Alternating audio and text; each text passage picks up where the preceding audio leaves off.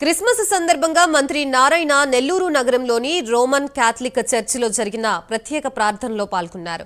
కూటమి ప్రభుత్వం ఎప్పుడూ క్రైస్తవులకి అండగా ఉంటుందని ఆయన తెలిపారు. క్రీస్తు చూపిన శాంతి మార్గంలో అందరూ నడవాలని మంత్రి నారాయణ సూచించారు.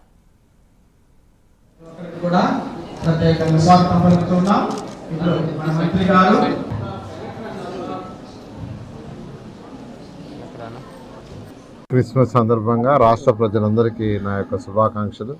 ఈరోజు నెల్లూరులోని పెలంవారిదిన్నెలో ఉన్న ఈ యొక్క చర్చిని యాక్చువల్గా నేను తెలుగుదేశం నాయకులందరూ కూడా యాక్చువల్గా ఈరోజు ఈ చర్చిలో పాల్గొని వారి యొక్క ఆశీర్వాదాలు తీసుకోవడం జరిగింది. ఈ యొక్క క్రిస్మస్ సందర్భంగా ఆ యేసు ప్రభు ప్రతి ఒక్కరూ ఆయురారోగ్యాలతో ఉండేటట్టుగా సకల ఐశ్వర్యాలతో ఉండాలని యాక్చువల్గా ప్రార్థించడం జరిగింది. అదేవిధంగా ఈరోజు మన రాష్ట్రం తీసుకుంటే ఆర్థికంగా ఎంతో ఇబ్బందుల్లో ఉంది.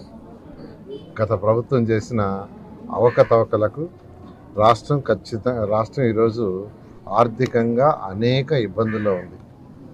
అయితే ముఖ్యమంత్రి నారా చంద్రబాబు నాయుడు గారికి ఉన్న అపార అనుభవంతో ఈరోజు రాష్ట్రం కొద్దిగా ఇప్పుడిప్పుడు కోరుకుంటుంది. అందువల్ల ప్రజలకు ఏదైతే మాట ఇచ్చామో ఆ మాట తప్పకూడదని ఒక్కొక్కటి ఎలక్షన్స్ ముందు ఇచ్చాం, ఒక్కొక్కటి చేసుకుంటూ వస్తున్నాం, 1 by 1 చేసుకుంటూ వస్తున్నాం. అయితే త్వరలో ఈ రాష్ట్రం ఆర్థికంగా ఇబ్బంది నుంచి కోరుకోవాలని ఈరోజు ఆ భగవంతుడు యేసు ప్రభుని కోరుకోవడం జరిగింది.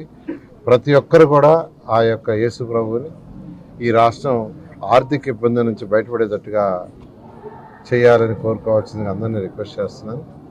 అదేవిధంగా ఇప్పుడు మనం ఎక్కడైతే ఉన్నామో ఈ ప్రెస్ మీట్ జరుగుతుందో ఇది ఒకప్పుడు ఒక స్కూలు, ప్రైమరీ స్కూలు. అయితే ఈ స్కూల్ని గత ప్రభుత్వం దీన్ని క్లోజ్ చేసింది. ఇలా రాష్ట్రంలో అనేక స్కూల్స్ని క్లోజ్ చేయడం జరిగింది. 2014-19లో కూడా క్లోజ్ చేయాలని అధికారులు ప్రపోజల్ పెడితే చంద్రబాబు నాయుడు గారు అప్పుడు ఊరుకోవాలి ముఖ్యమంత్రిగా.